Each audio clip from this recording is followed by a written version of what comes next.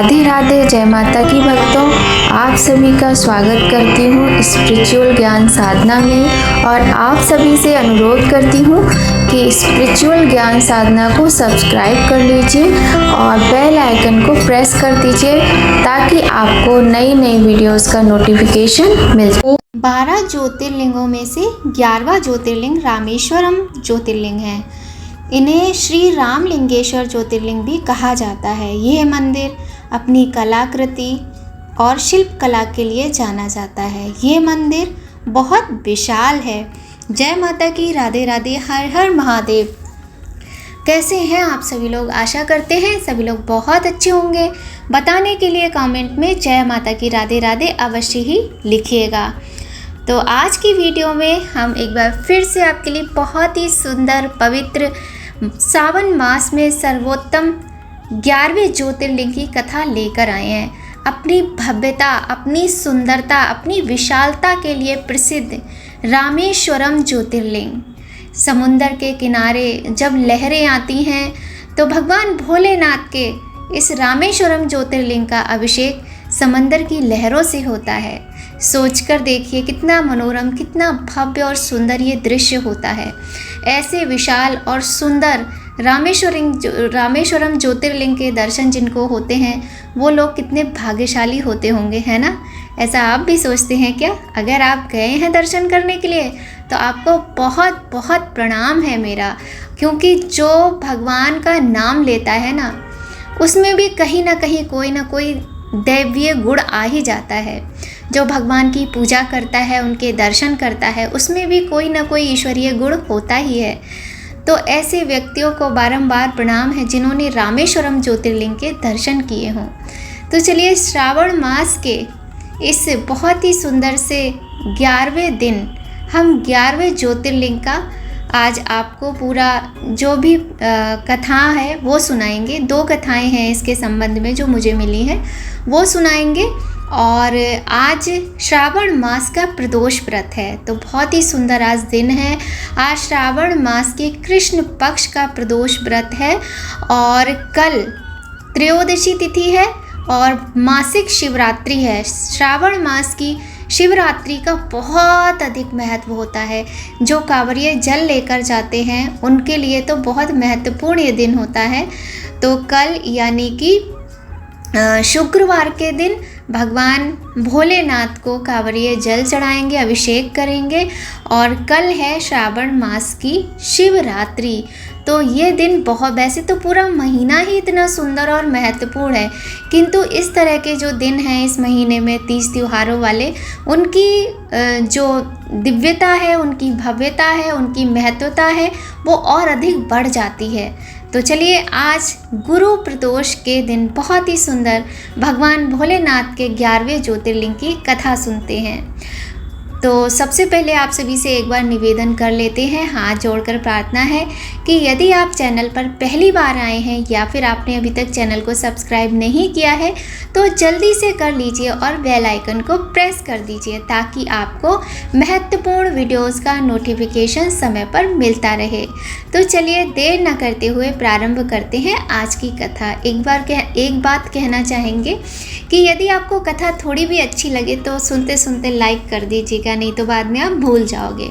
तो बोलिए गणेश जी भगवान की जय, गौरी शंकर भगवान की जय, लक्ष्मी नारायण भगवान की जय।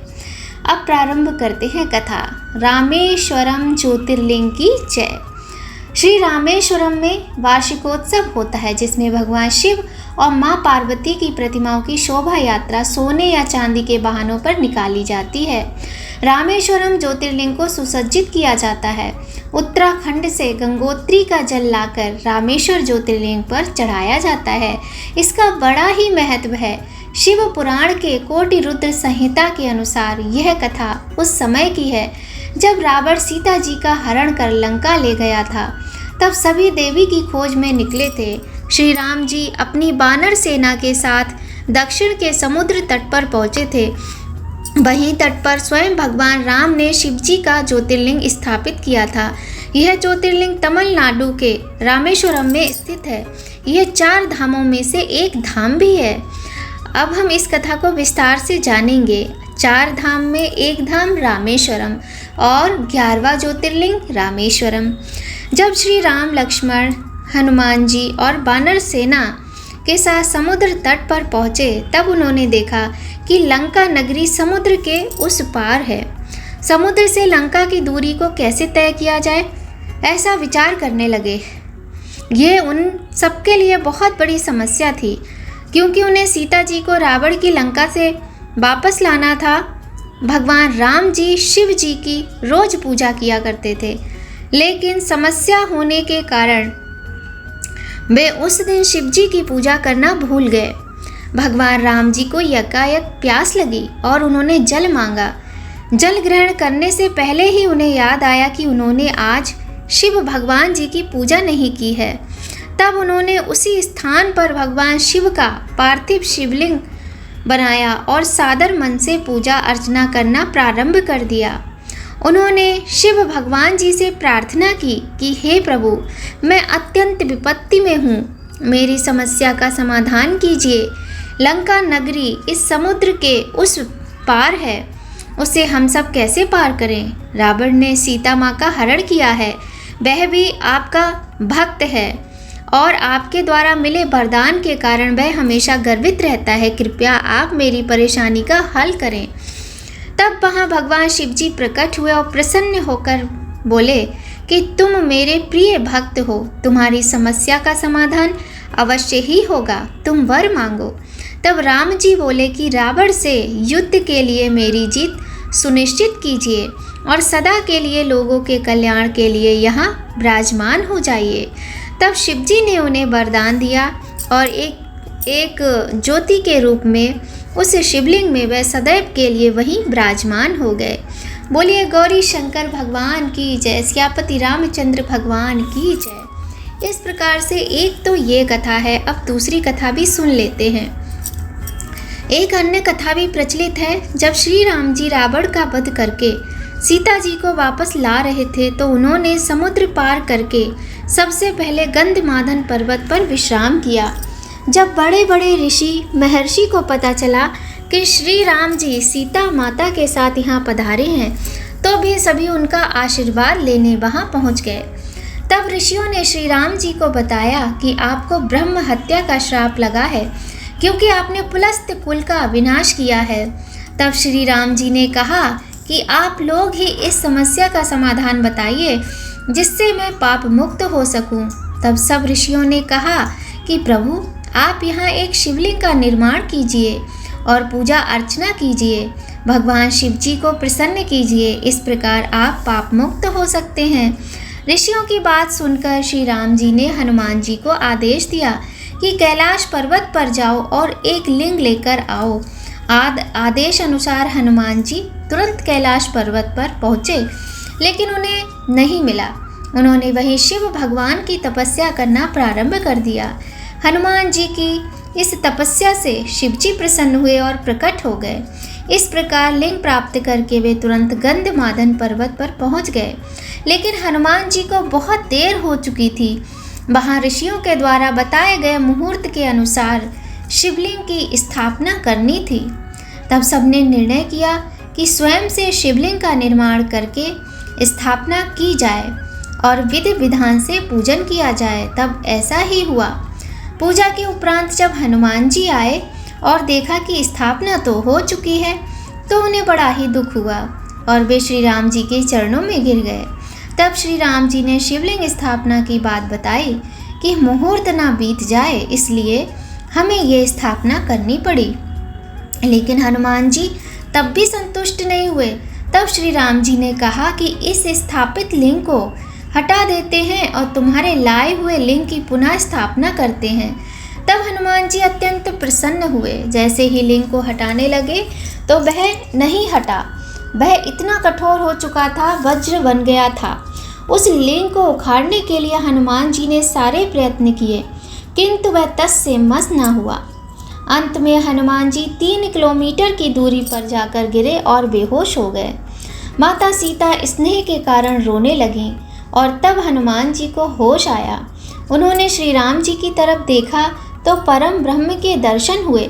तब उन्होंने रोते हुए श्री राम जी से क्षमा मांगी।